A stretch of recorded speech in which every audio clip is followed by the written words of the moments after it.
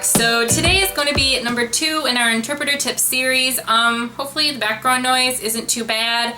I do have the window open, so if that's a problem, we will close it next time. But anyways, so for today's tip number 2, I'm going to be talking about accepting work as an interpreter. So whether you're a new interpreter, you're going to be graduating soon, you're still in school, or you've had a lot of experience, you always need to use discretion when you're deciding what type of jobs you want to accept. Now, I'm going to break it down into 2 different parts. I'm going to talk about student/new interpreters, and then I'm going to talk about people who have more experience as an interpreter.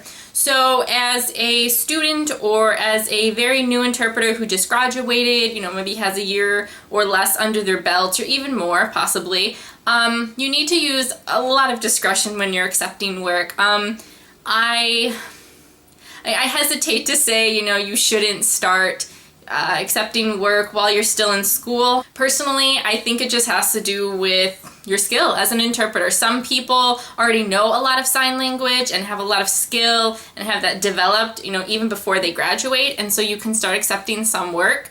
But again, you're just going to have to be careful. As a new interpreter, you probably don't have a lot of experience, so it might not be a good idea to, accept some police work or, high-level lawyer or high-level business meeting or, conference interpreting work, that type of thing. So really, like I said, it's a very individualized thing. So just always make sure that you think about what you're doing before you accept the work. I know that as a new interpreter, you want to get money, you want to start working, but you're not doing your clients any favors by taking on a job that you can't handle. And it's going to make interpreting a bad experience for you if you're going to a bunch of things that are too hard and you're fumbling, and it's just not going to give you a good name either.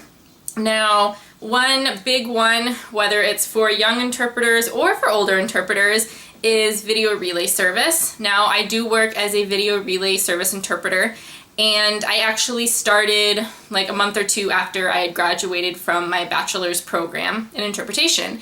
That's not common, I don't think, at least it wasn't when I was in school, but again, at that point, I felt that my skill level was up to par, and I felt that I could handle video relay service. Now, the thing about video relay and accepting that as a job is you can get any type of call whatsoever. It can be very challenging, so you need to be able to adapt and be flexible and be willing to say anything at all. You could get lawyer calls, regular everyday calls, you could get sex calls, you could get gang calls, who knows what you're gonna get. So that's something that as a new interpreter, unless you have a lot of confidence and you have a lot of good experience and mentoring under your belt, I would hold off on that one for a little bit.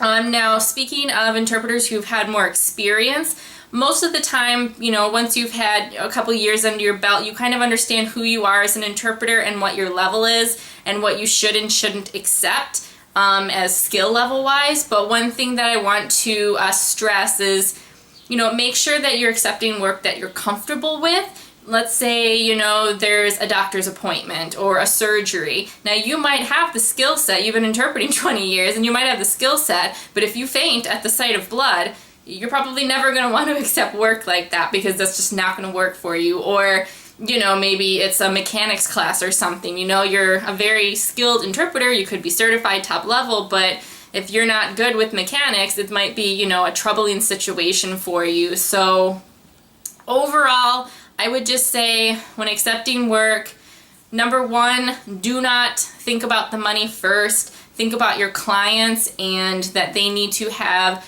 good service from their interpreter. They need a high-level person who can handle and give them good quality service.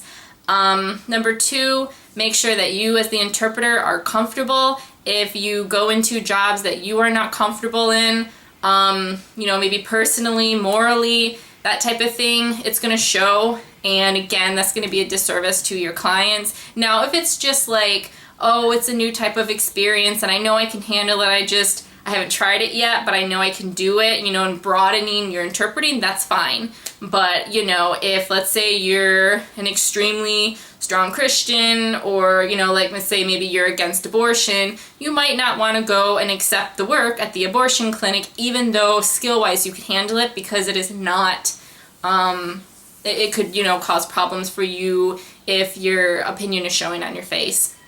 Other than that, just, you know, if you are younger, or even if you're older, speak with a mentor, and they will help you to understand where your skill level is and what type of work you should accept. And just keep growing, just keep learning, and as you learn and the more experience you get, you'll be able to accept more work and do a lot of different things, and it can be a really great career. So, yeah. So, alright guys, I hope you have enjoyed today's tip, and that you use this, whether you're young or old, to make sure that you're giving good quality interpreting service. And if you guys liked today's video and you like this interpreter series, hit that like button below, and if you're not already, subscribe to this channel. I will have my 2 other channels, my main channel, my beauty, and my daily vlogs as well. I will have those 2 up there, so check those out and subscribe. And I will see you guys in the next video. Bye everyone!